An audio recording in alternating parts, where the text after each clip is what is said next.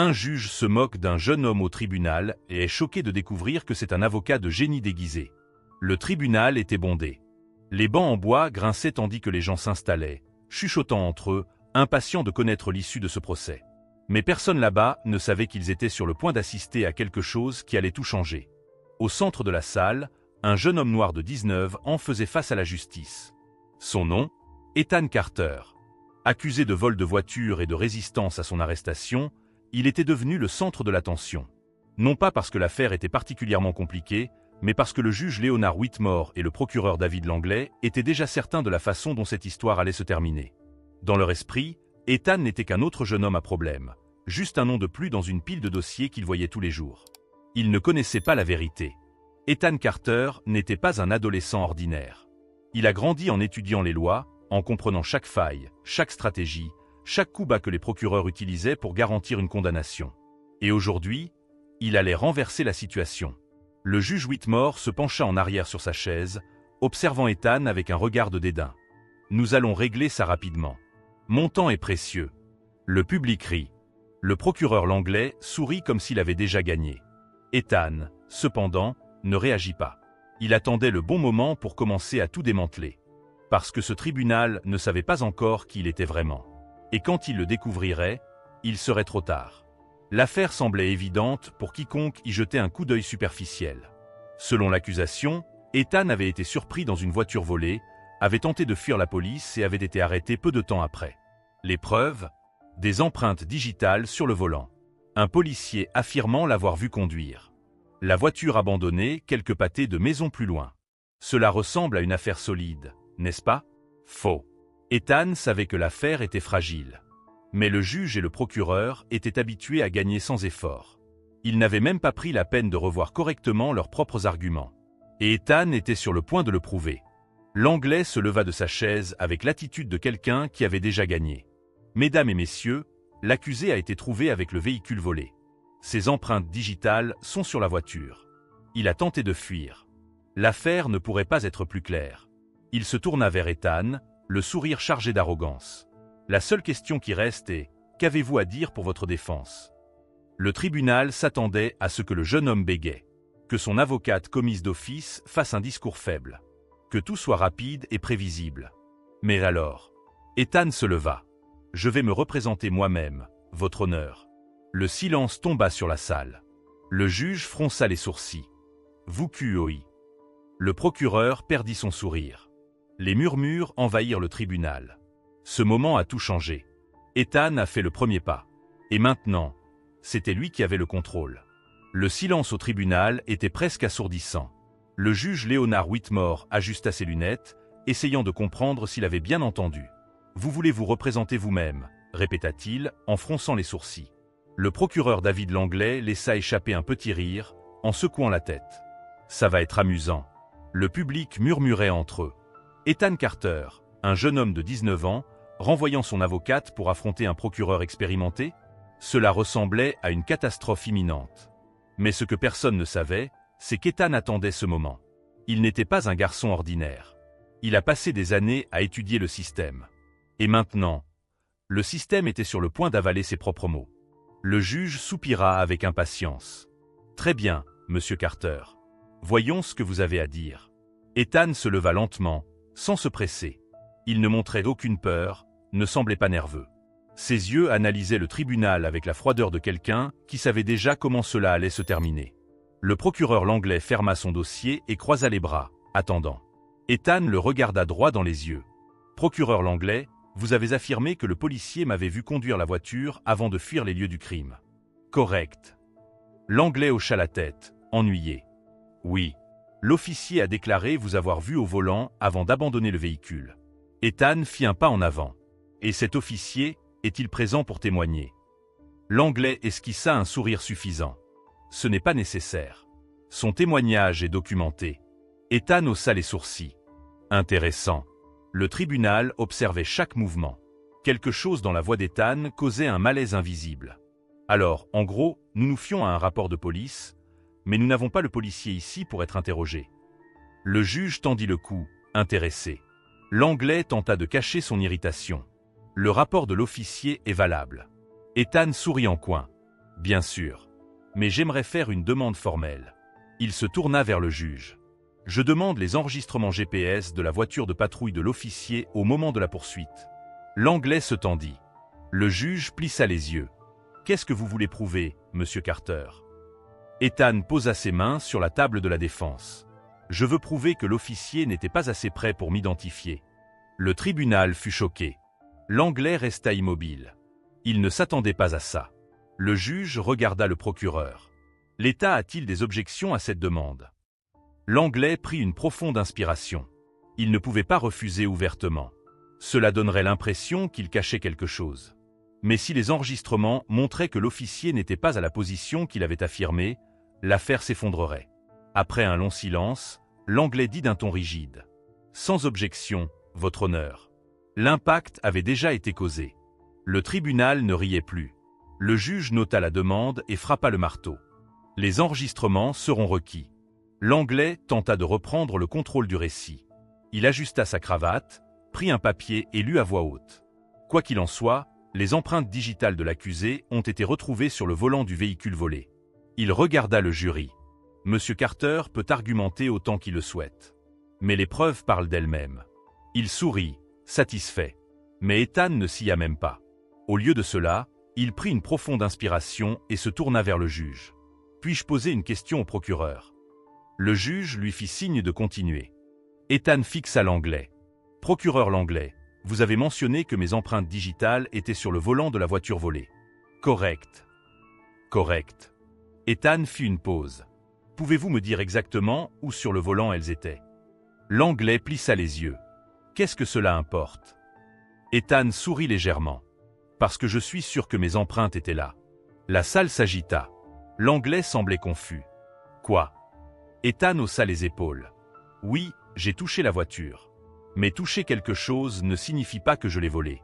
Le procureur n'aimait pas la tournure que prenait la conversation. Les empreintes étaient sur le volant, monsieur Carter. Ethan fit un pas de plus. Exactement. Il se tourna vers le jury. Avez-vous déjà été dans une voiture qui ne vous appartenait pas? Peut-être la voiture d'un ami? Peut-être êtes-vous entré pour prendre quelque chose ou vous êtes-vous simplement assis sur le siège par curiosité?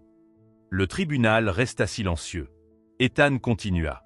Ce que l'État essaie de prouver, c'est que j'ai conduit cette voiture uniquement sur la base de mes empreintes digitales sur le volant. Il fit une pause. Mais que se passe-t-il si je vous dis que je suis entré dans la voiture et que je suis ressorti?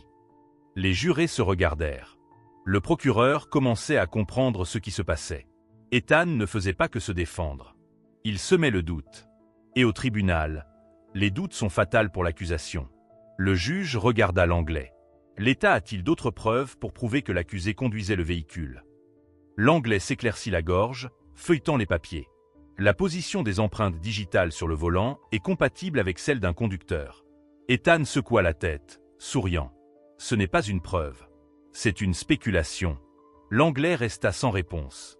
Le tribunal commençait à comprendre. Ethan Carter n'était pas un accusé quelconque. C'était un avocat sans diplôme, et il était en train de démanteler l'affaire, pièce par pièce. Et le pire, il savait qu'il ne pouvait pas l'arrêter. Le juge frappa le marteau. Le tribunal ajourne l'audience jusqu'à ce que les enregistrements GPS du policier soient présentés. L'Anglais semblait visiblement ébranlé. Le juge ne regardait plus Ethan avec dédain. Pour la première fois, il le regardait avec respect. Mais Ethan savait que la bataille n'était pas encore terminée. Parce que le coup de grâce était encore à venir. Le tribunal était plus silencieux que jamais. Les gens dans le public se regardaient les uns les autres, essayant de comprendre ce qui se passait. L'affaire, qui aurait dû être une condamnation facile, était en train de s'effondrer sous les yeux de tous. Et tout cela parce qu'Ethan Carter n'était pas l'accusé qu'ils attendaient. Le juge Leonard Whitmore passa sa main sur son visage, visiblement mal à l'aise. Il savait que permettre à Ethan de se représenter lui-même avait été une erreur. Une erreur qu'il était maintenant trop tard pour corriger.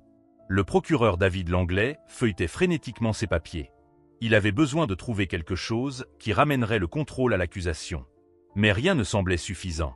Chaque argument qu'il prévoyait, Ethan l'avait déjà démantelé avant même qu'il ne soit utilisé. Et puis, l'huissier entra avec les enregistrements GPS du policier. C'était le moment de vérité. Le juge prit les documents, ajusta ses lunettes et commença à lire.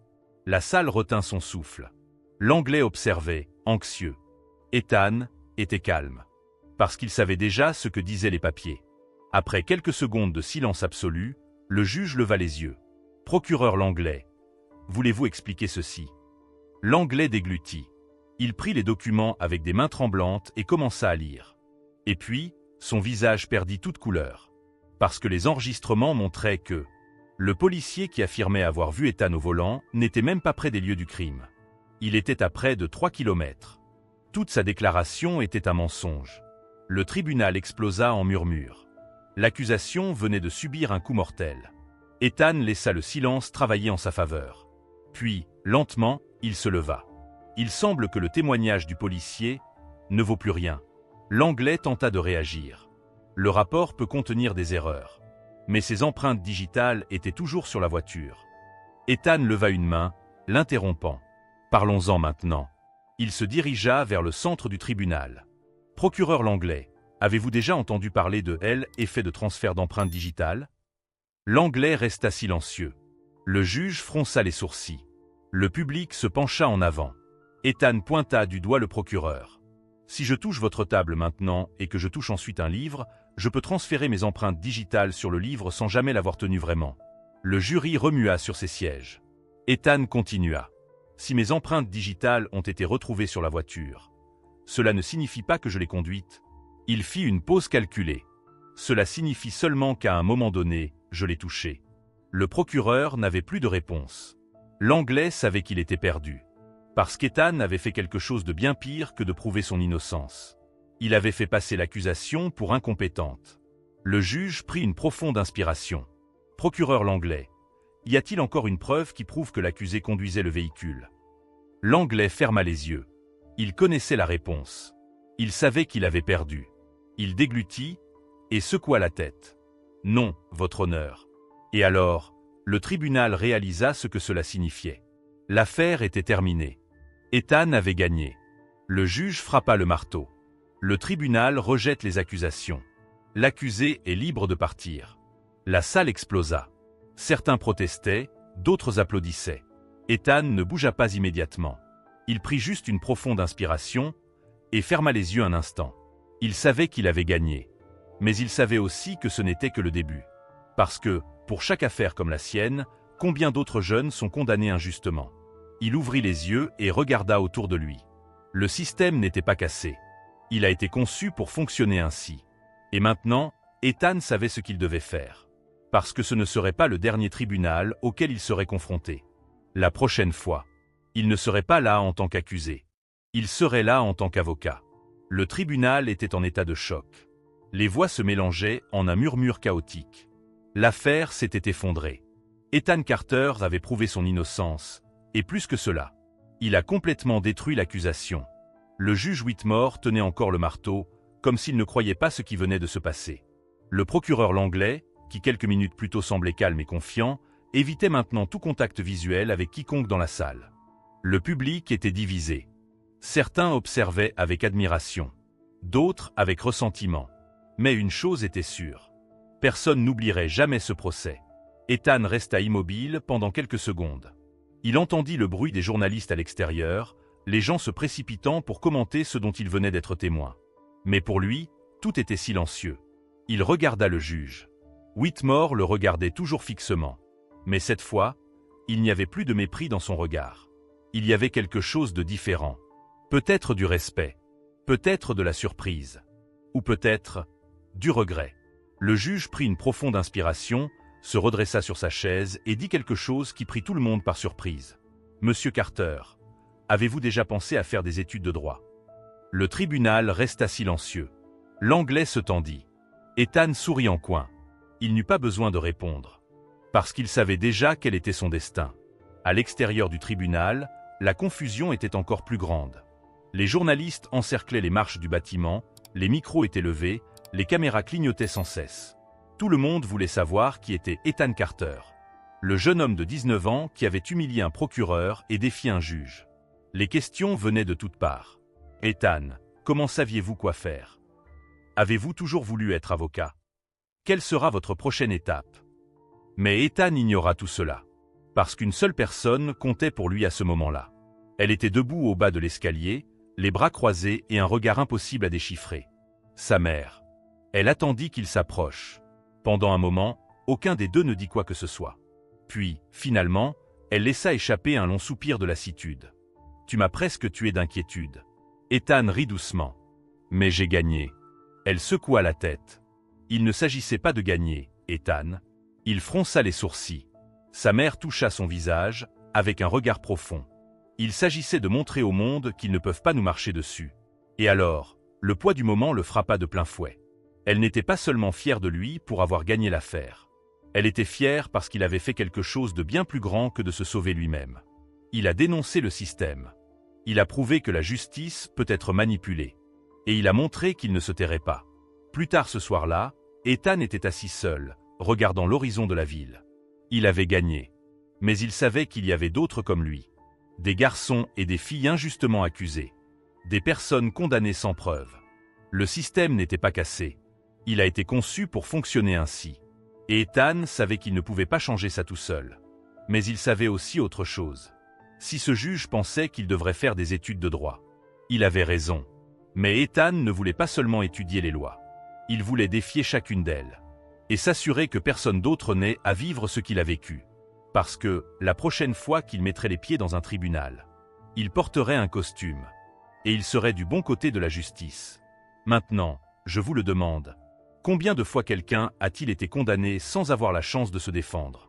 Combien de personnes n'ont pas les connaissances nécessaires pour se battre pour elles-mêmes? Et si c'était vous ou quelqu'un que vous aimez? Le système ne change que si nous le contestons. Alors, partagez cette histoire. Laissez votre like, abonnez-vous à la chaîne et activez les notifications. Parce que ces histoires doivent être racontées. Et peut-être, la prochaine bataille pour la justice est plus proche que vous ne le pensez.